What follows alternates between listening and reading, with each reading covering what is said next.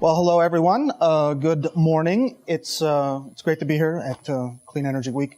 My name is William Murray. I am the Federal Energy Policy Manager at R Street. We are a libertarian think tank. We like free markets and pragmatic solutions. So we've been working in the energy space for a while, doing a lot of things concerning regulation. And what we have here is an interesting talk about the regulatory barriers that affect clean energy. Talk a lot about regulatory barriers in general. And we have a great panel here. Let me just quickly introduce Laura Nelson, is Executive Director of the Utah Office of Energy Development. Malcolm Woolf is Senior Vice President of Policy, Advanced Energy Economy, also former head of the Maryland Energy Administration. Steve Caminati, a Senior Manager for Strategic Engagement with the Apex Energy, Clean Energy, and also Michelle Patron, who is the Director for Sustainability Policy at Microsoft, also a former member of the National Security Council during the Obama administration. So the thing about we deal a lot with the regulatory state, and it's a vast machine, and it affects our lives directly and indirectly, all of our lives all the time. We see it especially in energy, and as we've heard from some of these recent talks, the explosion in renewable production the last 10 years has been phenomenal. It's been one of the great stories of America in the 21st century, and particularly wind and solar. And in some ways, the industry moved into its adolescence and away from its infancy around the end of 2015, when the Budget Act at that point set a runway and continued on the subsidies until 2020, at which point the industry themselves were confident that they could compete dollar for dollar, megawatt for megawatt with any other type of energy on the grid.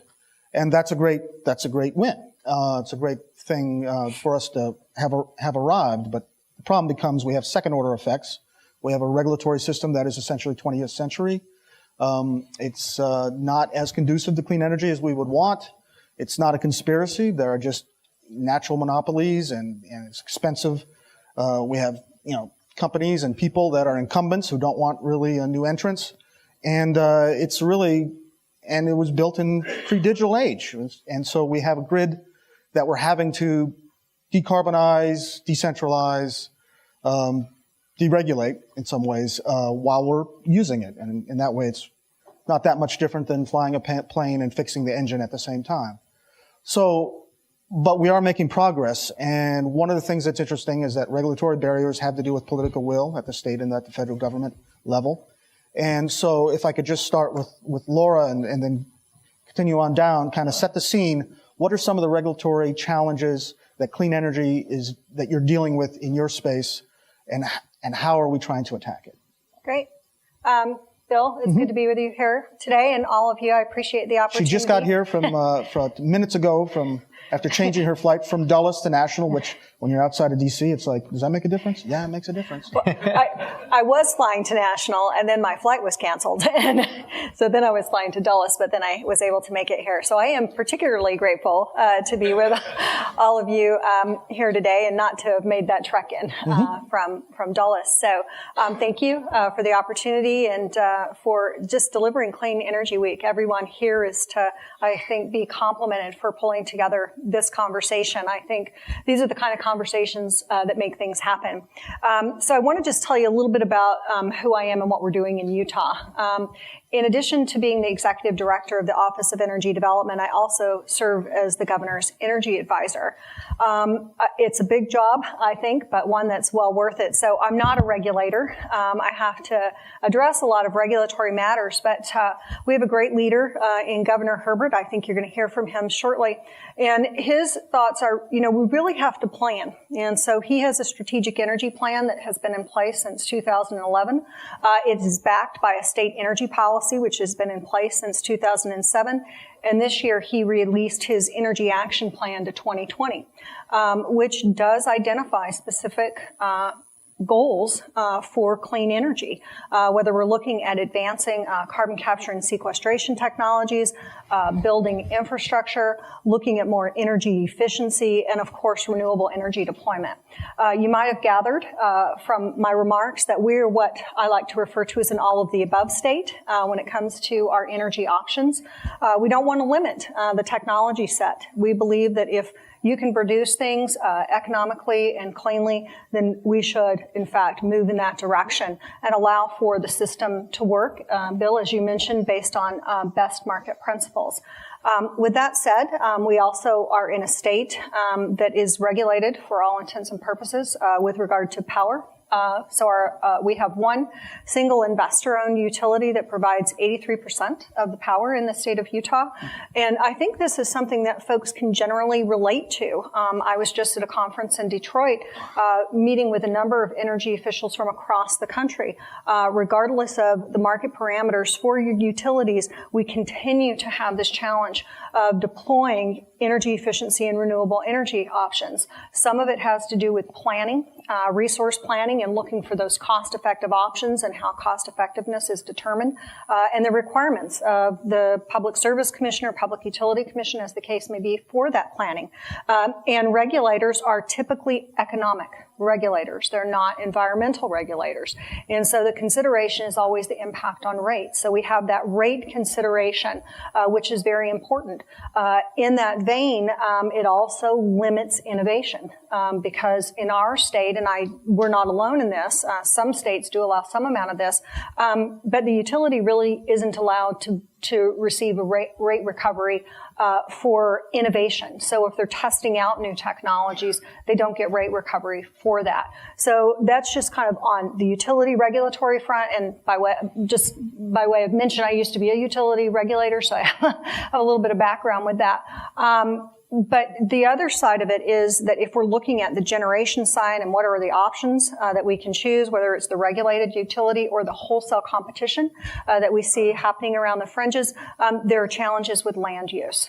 Utah is roughly 67% federally managed lands, and that makes it challenging.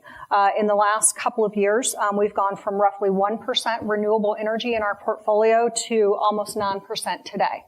The majority of that is solar, about 1,000 megawatts, and another 350 megawatts of wind. All of the solar is on state or fee land. None of it is on federally managed lands. And you heard Secretary Zinke mentioning some of the challenges with doing those assessments as we look at these new energy options and what the land impacts. And if you are looking at multiple use, those things do come into consideration. So we do have that as a limiting factor. So I think two sides of the coin, what's happening in terms of regulating utilities and what's happening in terms of what we can actually deploy in the field, literally. Malcolm? Sure, thanks. And thank you for giving me the opportunity to share some thoughts this morning. Advanced Energy Economy, we're a multi-technology business association focused primarily on state policy across the country. Those of you in the room understand that clean energy, advanced energy is already a big industry. We're a $200 billion industry employing 3.4 million Americans. So it's a big industry now. It's growing fast, 3 times faster than GDP over the last 5 years. But there are a host of regulatory barriers that have continued to stymie the industry. And I think they may not be nefarious. I think many of these are simply that the regulatory system is highly regulated for lots of good reasons, but the regulatory system was built based on the technologies that existed at the time, which has created a whole host of regulatory barriers. So let me just highlight a couple of them quickly. One are just kind of technical barriers. An example in the MISO, in the Midwest region, if you want to put storage on the grid, their technical guidance documents define storage as flywheels. So battery storage doesn't count.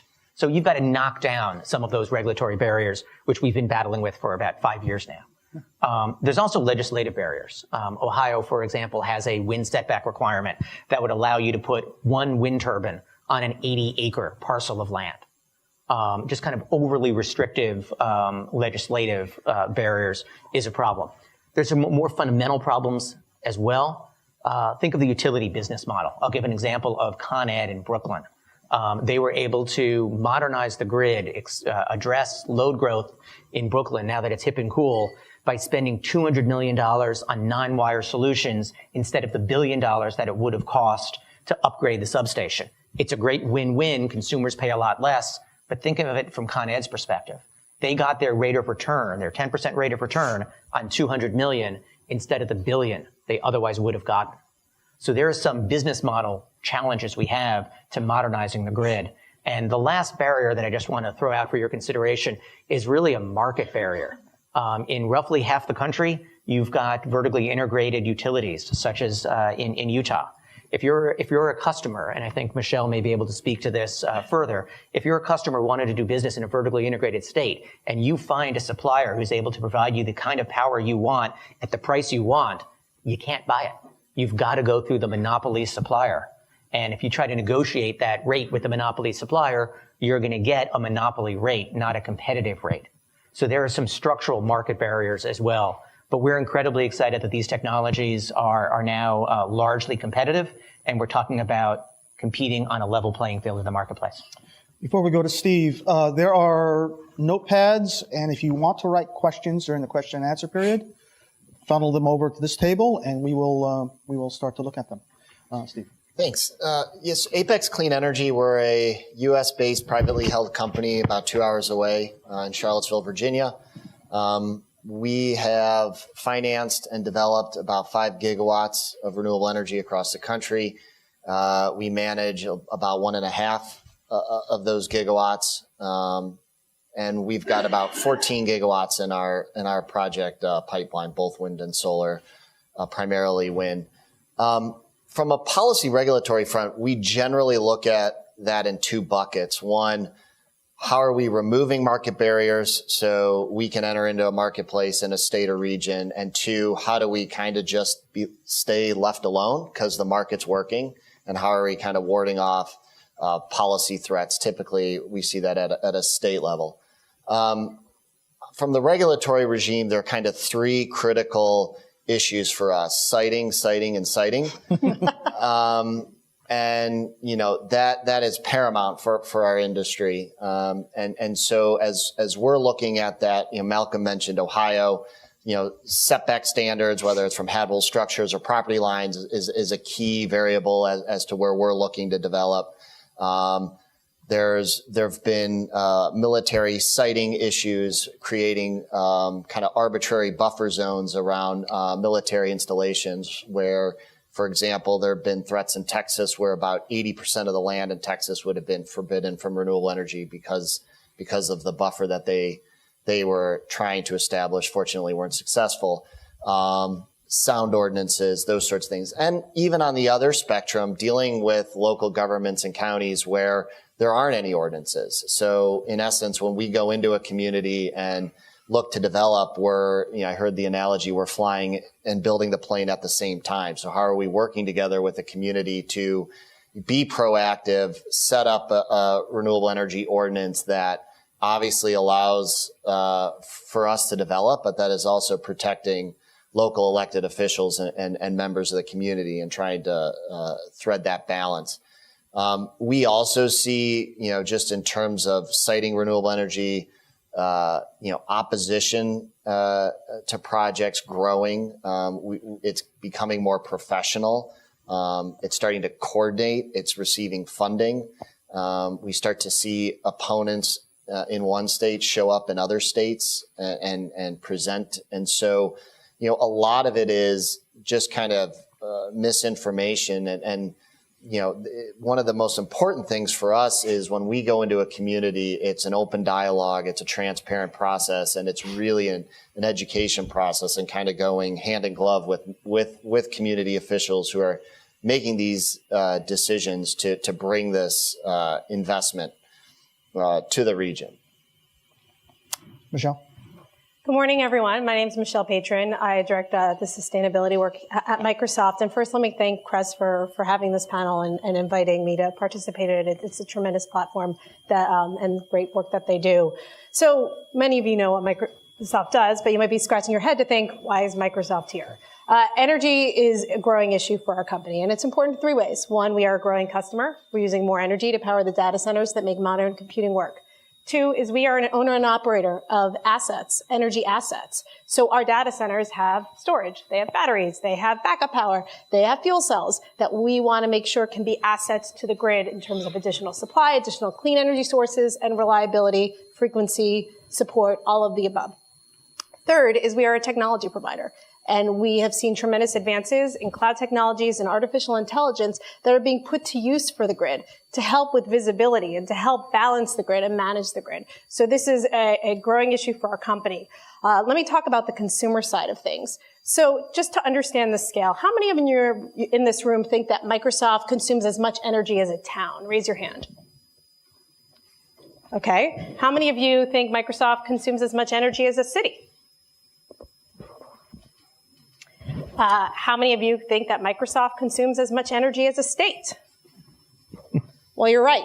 We currently consume about as much energy as the state of Alaska. And if we continue to grow in the same way, we will consume more energy than the largest utility in North America. So that is a lot of energy. It's a big cost, it's a big responsibility, it's a big opportunity to deploy more clean energy, which is what we're doing. So we've set ambitious targets to get more and more of our energy from clean sources. Right now we get 100% from renewable, but through credits. We want to do it through local direct projects. So we've set a target to get 50% by this year, which I'm happy to report we've already achieved earlier this year, 60% by 2020, and to keep going from there. But there are huge obstacles for us to do it. And one of the biggest obstacles, particularly here in the United States, is regulatory. And three challenges that we face and a lot of other customers, particularly corporate customers, face is choice. Even if we want to purchase energy, clean energy, we don't always have options to do it. So that's the first.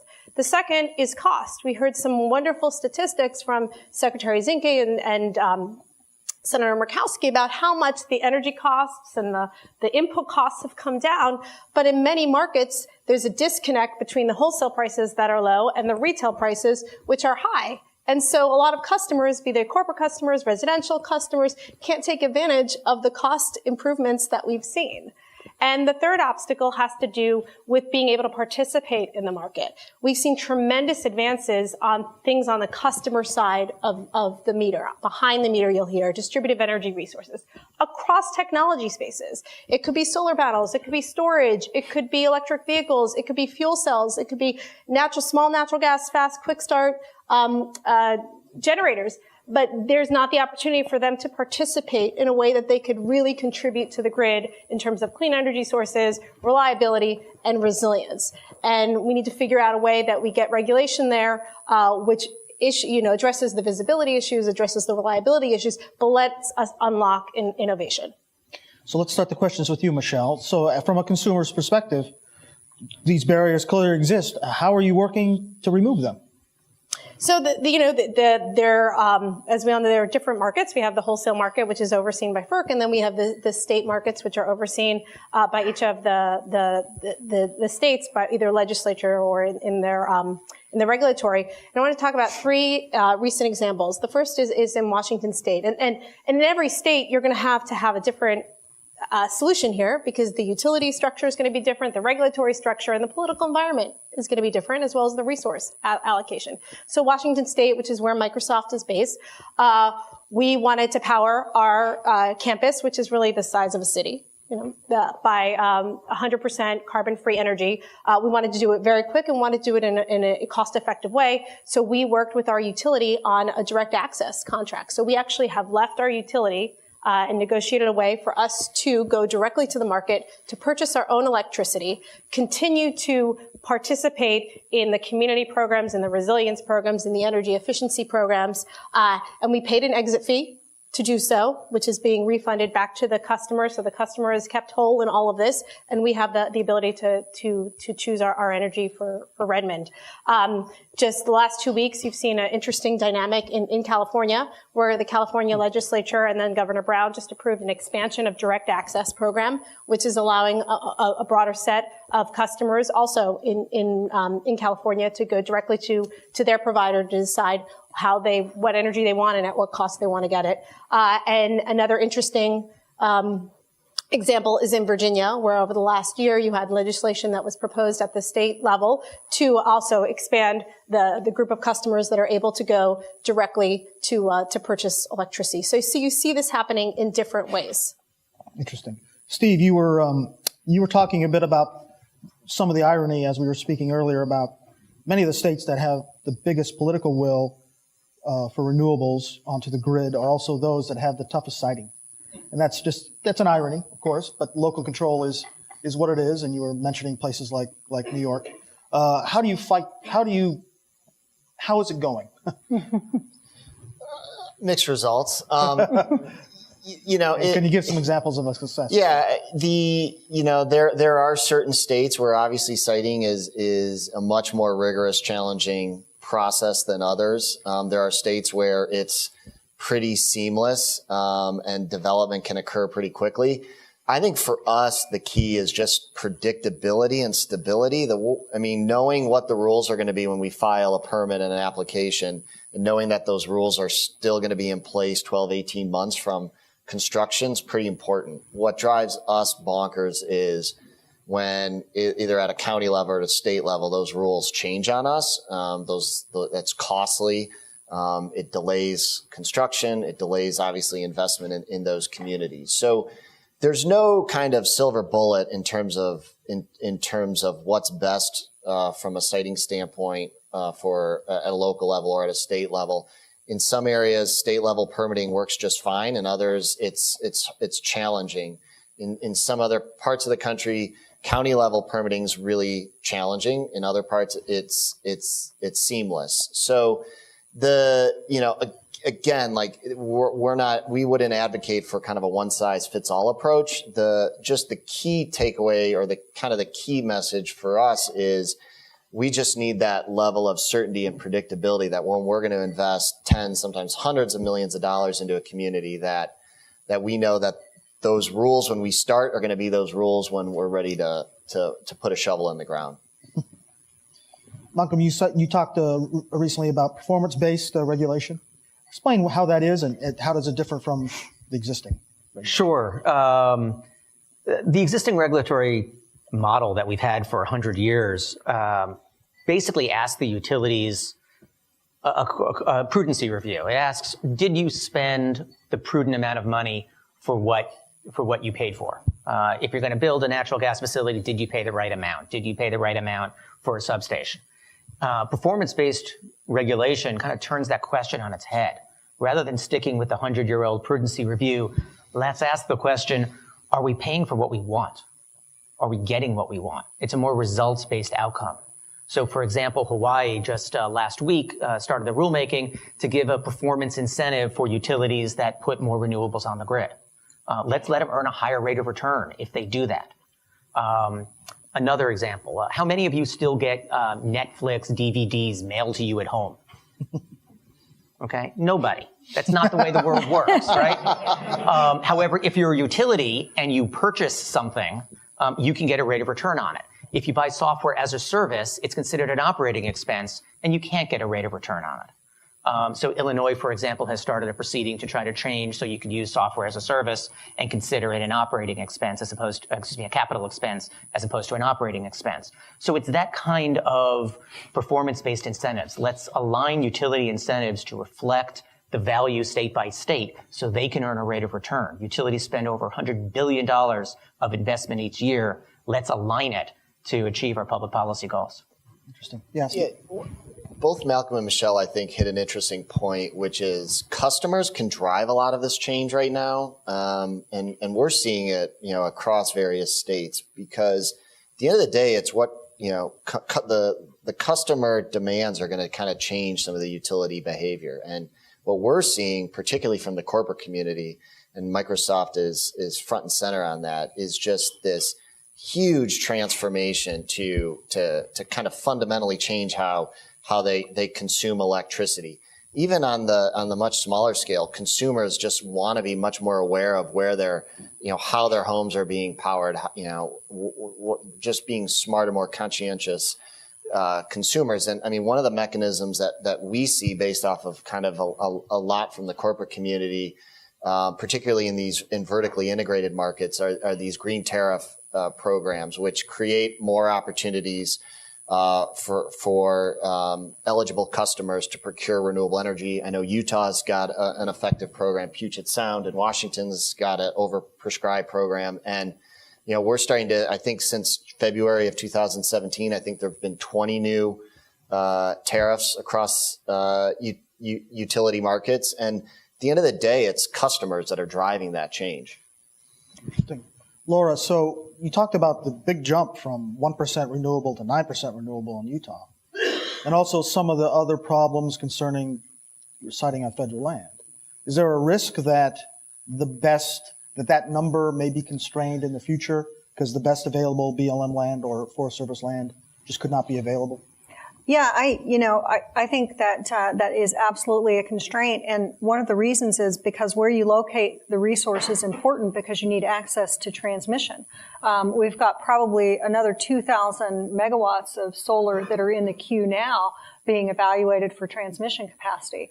And so that really is a limit. If you can't locate the resource where you've got available transmission capacity, then you're not going to be able to build the resource. And so I think we're the 5th sunniest state in the nation. So we've got a lot of potential for solar. We have a great wind resource. In fact, most of our wind right now is going to California to provide frequency regulation for a lot of the solar that they're bringing onto the system.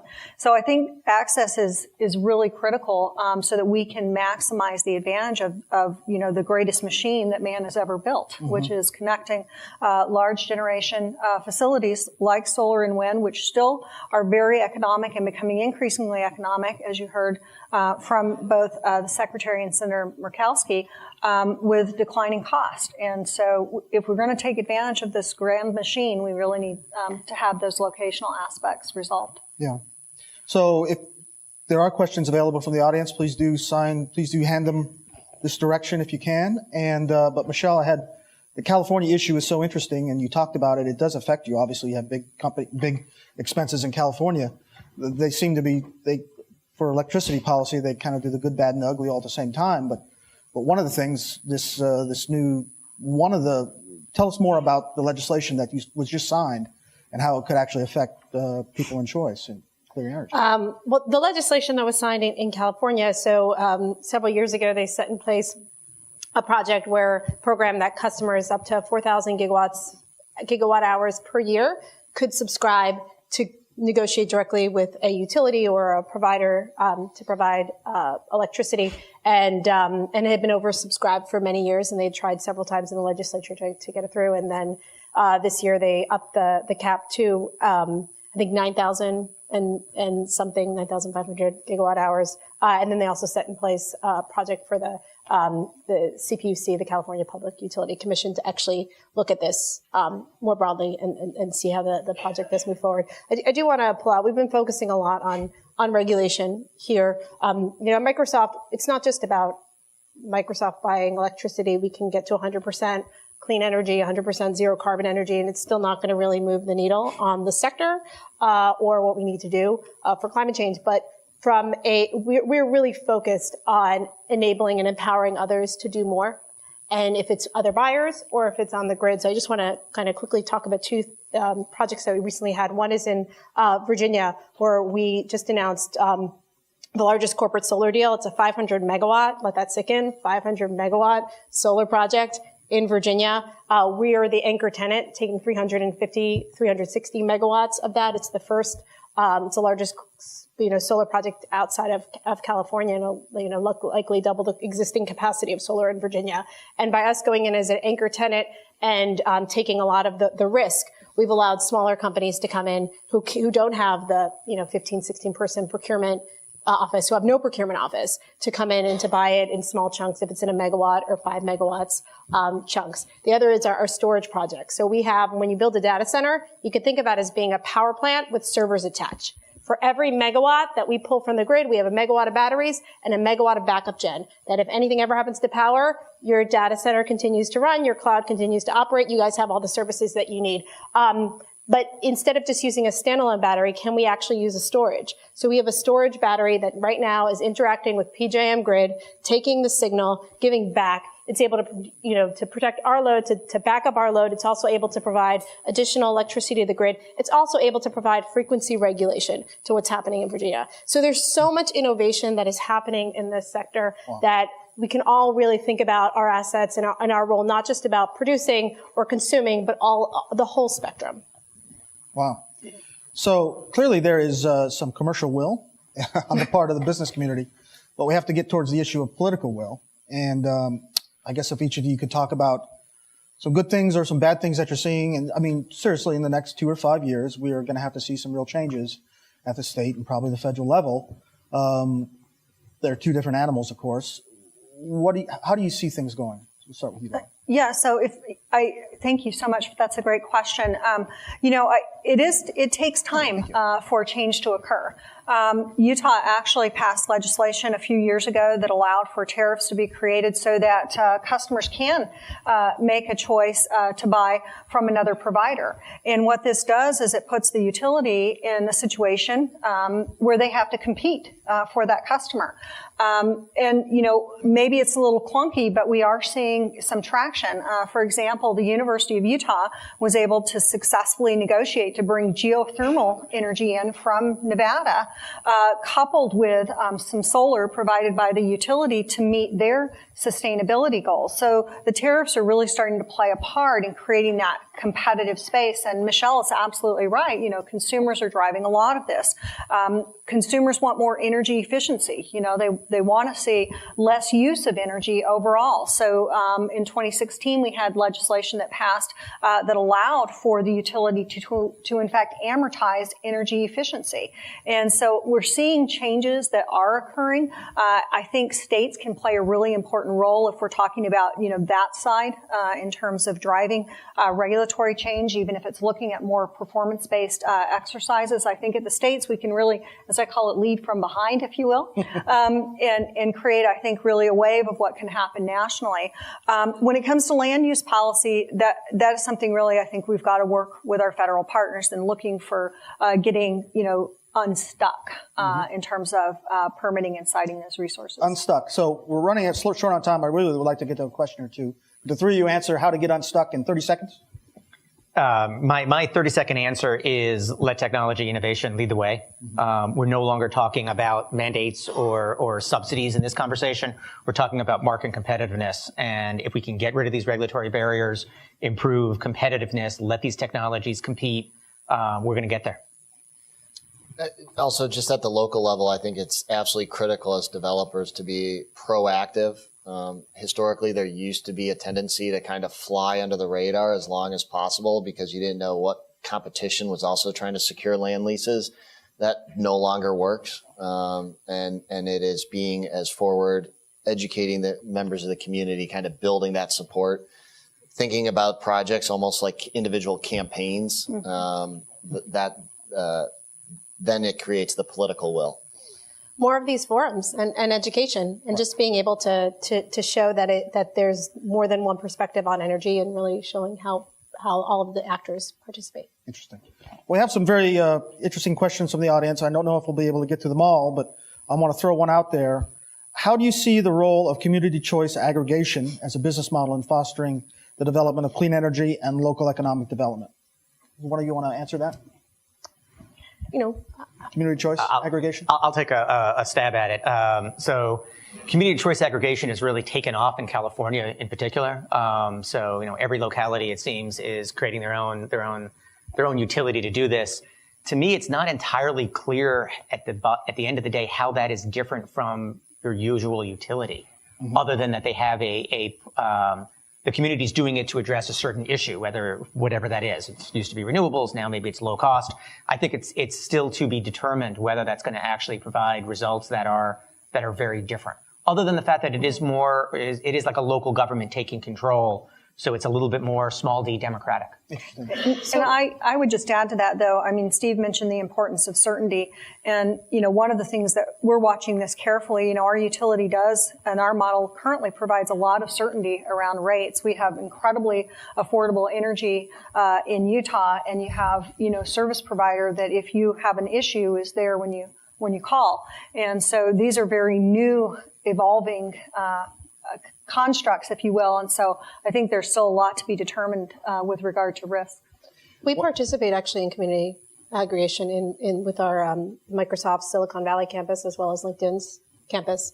And so it's been a vehicle because, some of the other vehicles have not been open to us to be able to reach 100% renewables for those facilities.